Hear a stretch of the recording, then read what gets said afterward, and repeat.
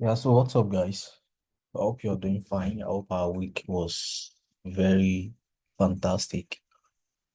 All right, give me a minute.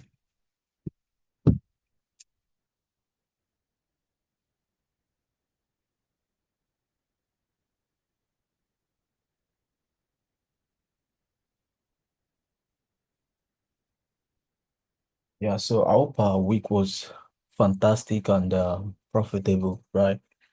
If it's not, this is a new week to do better. And you have to always remember that it's not about the profit that you are going to make out of the market. It's about if you become a better trader. It's all about if you become a better trader, all right? It's not about how much money you make out of the market itself. It's about if you become a better trader because a better trader is as a result of you consistently making money. You get what I'm saying? So don't focus on the wrong objective of trading. So this is TXY dollar, right? So we were talking about this high, right?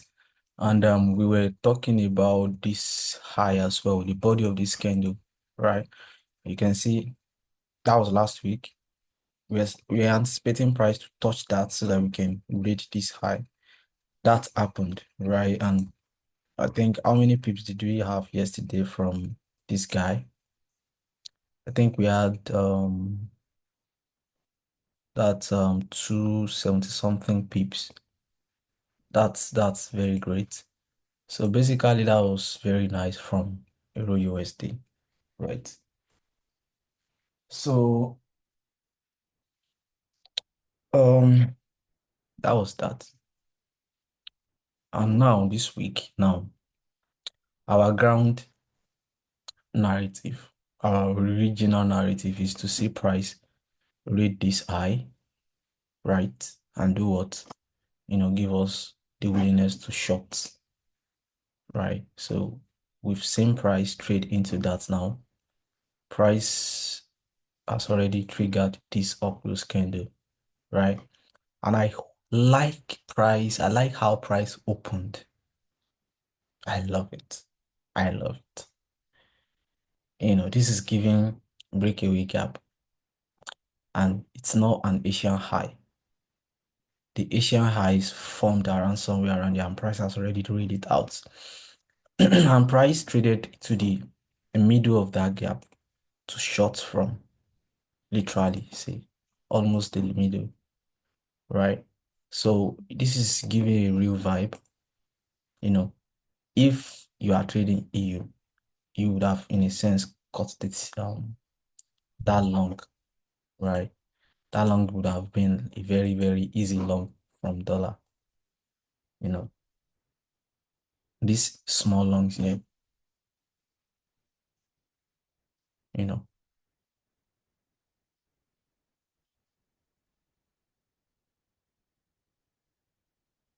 this is just too perfect. Belongs. So so this week, what are we anticipating this week? What are we expecting? We can see a clean low here. This low is very clean, right?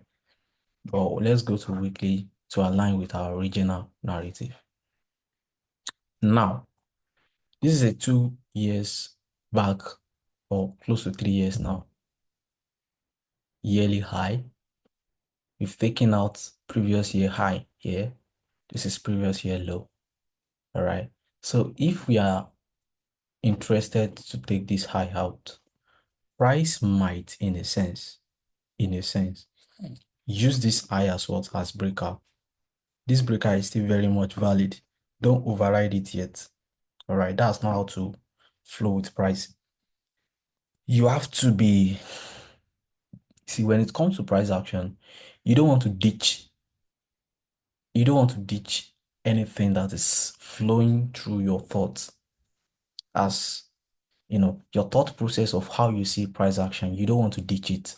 You want to be aware of it. You want to acknowledge it so that when it happens, it's not going to be as if you were betrayed and you were not expecting it, or it is not meant, or it is not supposed to happen, or it is impossible to happen. You get what I'm saying now? So this is another possibility. If we are going to take out this I, we might use this breaker in cooperation with what this gap here to long to this high, right? But our original narrative is here. All right. So if you are interested in this low, what do you think we are expected to see? We have to see a proper displacement from this weekly. So now from this weekly, you don't have anything to work with as for shorts, unless you want to have an aggressive short entry, which is not advisable, which is not wise, right? Because you don't actually know what's going to literally happen. Right now, you don't have anything to work with for this short, unless you have displacement, like real displacement to show us that, okay, I'm going here, all right? Or I'm draw to any drawn liquidity before here. You get what I'm saying now? So you have to have something to work with before you can come to the idea of finally shorting, all right? And if you have a lot of money and you want to short here, your stop loss will be here, and your TP will be here or here, you can go ahead. You know, this is all about how liquid you are in the market. But even if you are liquid, this means that you are a very long-term trader, right? And it doesn't, I wouldn't want to override the fact that someone is going to short here. There are traders that are going to short here, actually. Like, they are already short here. Their stops will be above this high. Framing the whole contest around this other block. All right. They're already short with this idea, you know, that was going to be like probably like a 1-1 risk to reward. Some traders are actually very good with that, you know,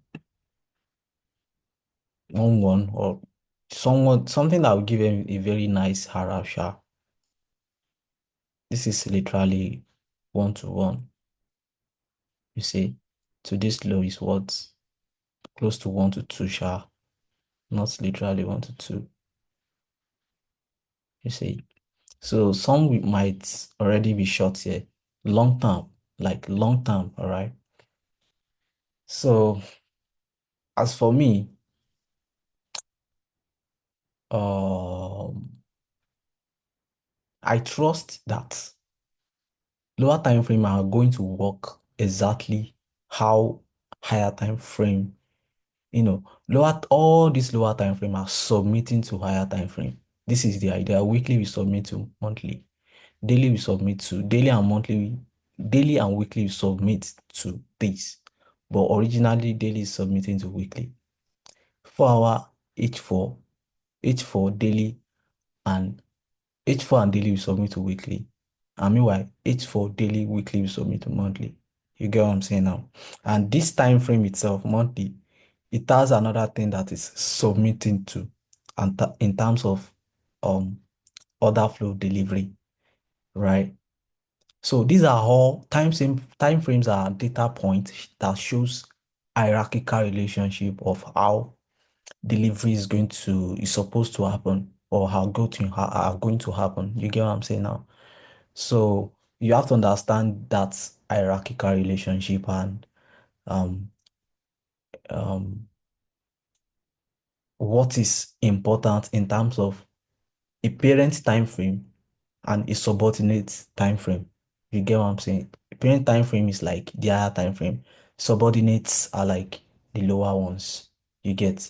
You should know that daily is parent to all these time frames from each one to this, right? And from 1 minute to like 1 hour is subordinate to daily time frame. So that hierarchical relationship is very, very interconnected. You know, there's a very, very mutual and symbiotic relationship. They all agree. There's an agreement when it comes to um, you know, when it comes to delivery of order flow. 1 minute is as important as daily. Daily is as important as 1 minute, right? Just because 1 minute time frame is small doesn't, in a sense, debunk how important 1 minute time frame is when it comes to high frequency algorithm delivery. You get what I'm saying now? You might not understand what I'm saying, but you know, with time, So basically, we don't know what we are going to do here. Now, from weekly perspective, we don't fucking know. We don't know. All right. So we just submit and then probably intraday caps like this, okay, take that London. Okay, you wait for New York again. Does this shows that it wants to buy?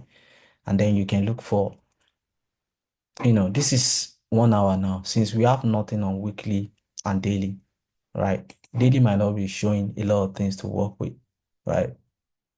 Except for this small gap there, and price has already delivered to it, right?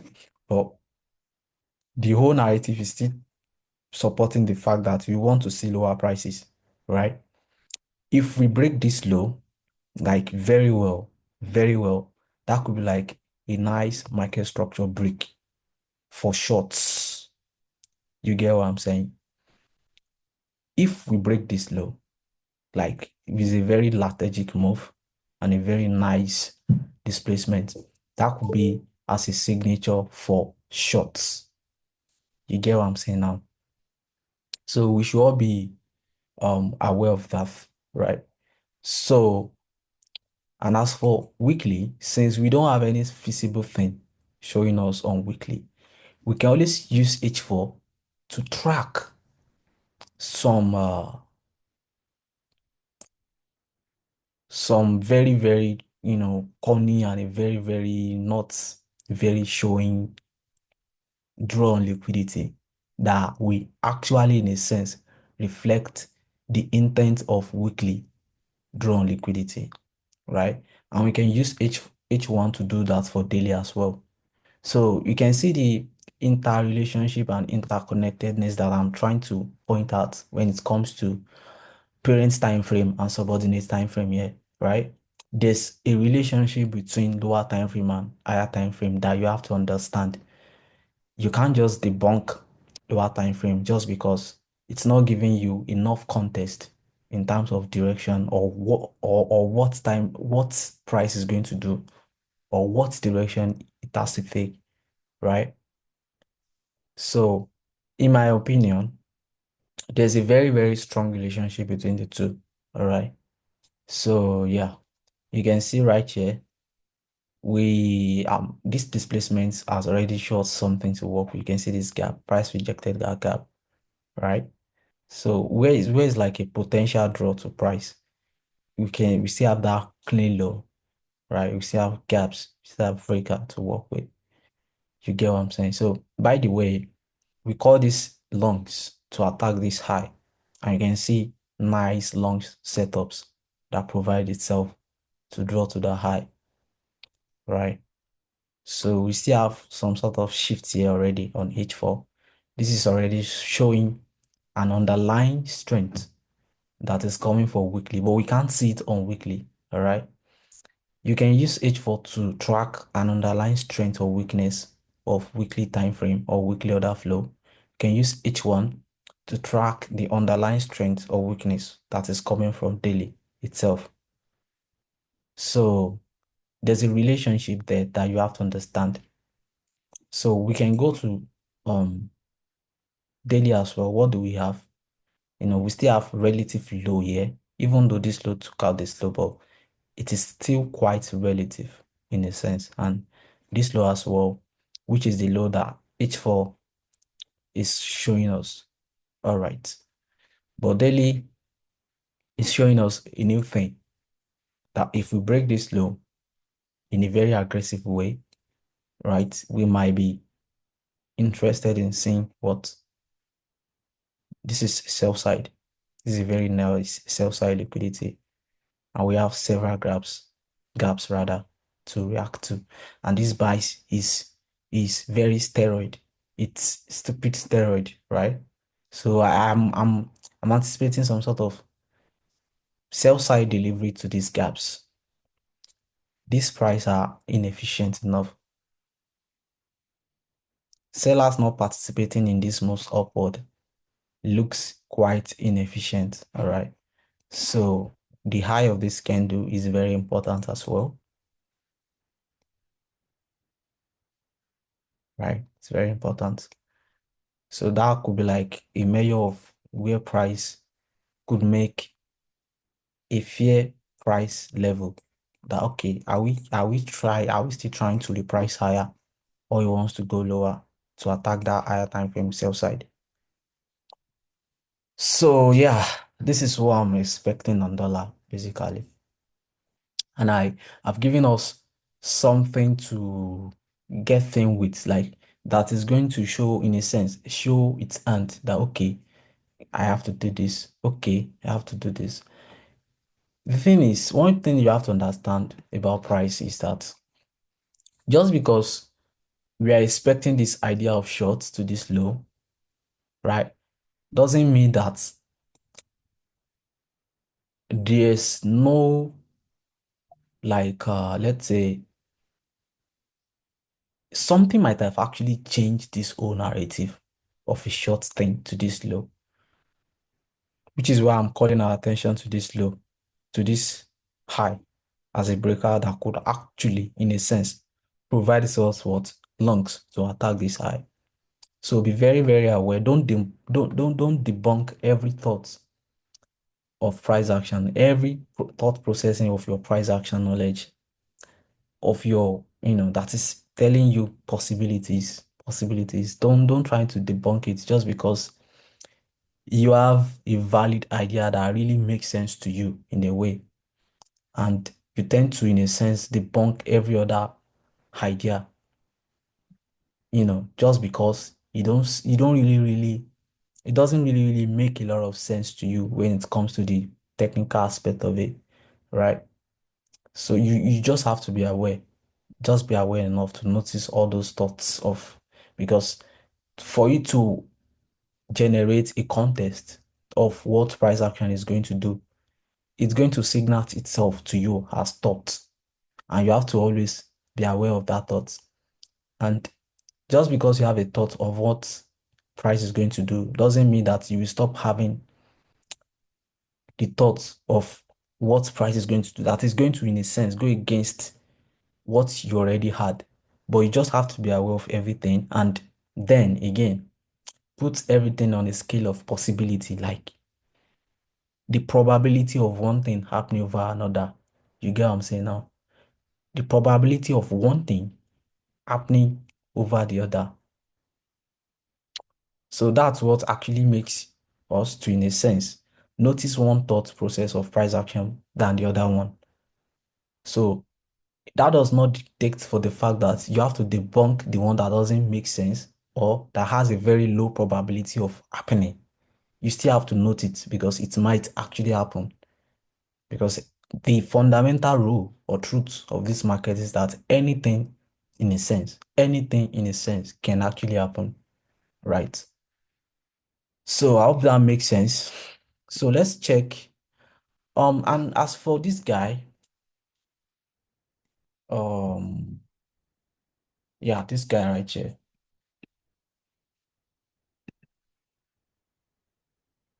Nasdaq. So what do I have for Nasdaq? Actually, I think I'm going to be bullish already for this guy because literally, weekly is quite bullish to me. All right, to be very honest, like we just stay on this gap, on this other block right here. So we have nothing to work with. So literally, I'm actually in a sense interested in what price is going to do in this gap before, right? But I can still use it as a barometer for my lungs to take this high out because in a sense, this H4, this daily, right, is showing me shorts, okay, showing me shorts. And if you look at H4 as well, H4 is very much telling us another story that we cannot see. H4 and weekly have a very strong relationship. Don't forget that. So there are some side of weekly that we cannot see that H4 will be revealing to us. You get what I'm saying now? So this gap is one of those story. So if we're able to, in a sense, close this gap, we might be anticipating this high to be taken out, right? And after that, we may come for this stock. You can see how we stall sell side, sell side, sell side, sell side. We can stall it until we attack this buy side and then aggressively run for the sell side. It can happen just like that. So this is another story of H4 that we are seeing, which is this gap, which is telling us bearish price, possibility of a bearish price. Well, possibility of a bearish price on a weekly doesn't seem that very high probable. It's telling us high probable of shorts or longs rather, right? This is higher time frame narrative, longs. But since this guy right here reflects a part of weekly that we cannot see, it's going to tell us another storyline about about weekly order flow itself, which is there's another possibility of this guy selling, but the probability is very low. Why? Because H4 telling us something about this guy, you know, it's not that very confirming. It's not authentic enough because our time frame itself, this is the parent time frame. All right. This H4 is subordinate to this guy, right? So you cannot always listening to this guy, but it can tell us more about weekly, right? So this is high probable, this is low probable. And for the fact that, so it's not a matter of, so what eventually happened, it's not a matter of like, or probably this one is high probable or low probable. It's a matter of this guy is a parent to this guy, right? And it gives us more of a higher time frame perspective, more than the lower time frame, because we all know that noise actually occurs very much more on a lower time frame. You get what I'm saying? So it is very much, in a sense, important to always listen to the higher time frame, which is a very nice a perspective itself. So lower time frame is a perception, higher time frame is a perspective, is a perspective shift. You get what I'm saying? So basically, you might not understand what I'm saying, but just get the idea that higher time frame is important, but lower time frame can still tell you more information about this guy because they have a very strong relationship that we cannot merely see. This is parent to this guy, and this is subordinate to this guy. I hope that makes sense. So you can always backtest these things and see for yourself. So yeah, I think that's that. So just be very fluid. Anything can happen. Price can attack this high and short, or we can short from here, right? Can short from here. So I think that would be that. And GBP JPY, right? So let's go to GBP JPY. Yeah, so this is GJ. So GJ gave us a very large chunk of profit last week. It delivers quite well. So the targets of the delivery, remember we had to draw on liquidity. This is the first one. You know, that was the first draw. We trigger that, right? You can see. And this is the second draw on liquidity. All right. We are yet to trigger that. Okay. And mind you, these are up close candles, right? Up close candles. So price can still return back to this body of the candle to come for this, right? And it can start screaming higher here to, we have stall sell sides. But basically, the higher time frame looks very much bearish. Very, very much bearish, right? You can see the body of the candle, that series of candles to the upside looks, it's calling for bearish prices. So basically, that's that. So for this guy, what are we expecting? We want price to at least draw to this low, to this opening of this gap. So we still have a great price movement to work with. This is around close to 200 pips. If you have that for this week, I think that's enough. That's basically enough. And mind you, this is sell side. I've been waiting for this sell side since when price was going up. I knew price was going to trying to do something with these buys. So I've been waiting for this sell side since. So this is the list of the target I'm looking out for, but this is the real target I'm looking out. But on a much higher time frame, you can see sell side, this low, this low, this low, right? Sell side. So this displacement is giving us something to work with, which is why I'm framing sell side target, right? So my context is bearish for this guy, but I'm flexible enough to always allow for something else to happen. As we take this sell side, we might start screaming higher to take out all this store buy side liquidity, right? So be very aware of that.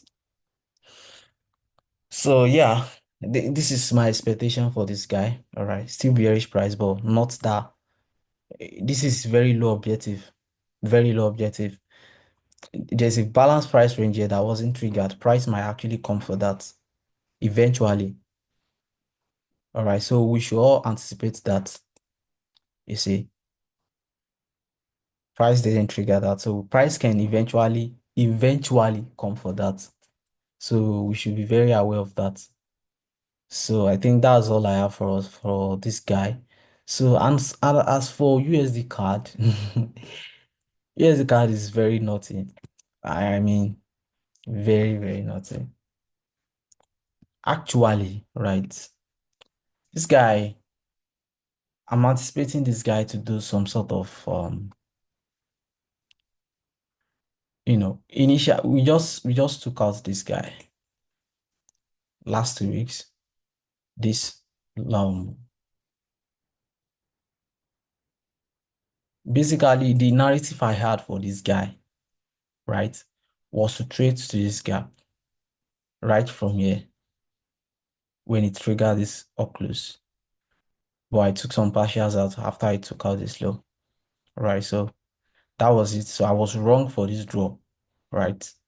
And then price reversed aggressively to take out this buy side. So price might, in a sense, and there's a larger pool of liquidity sitting at this high as well. All right, there's a larger pool of liquidity, and I think price might actually want to hunt for that.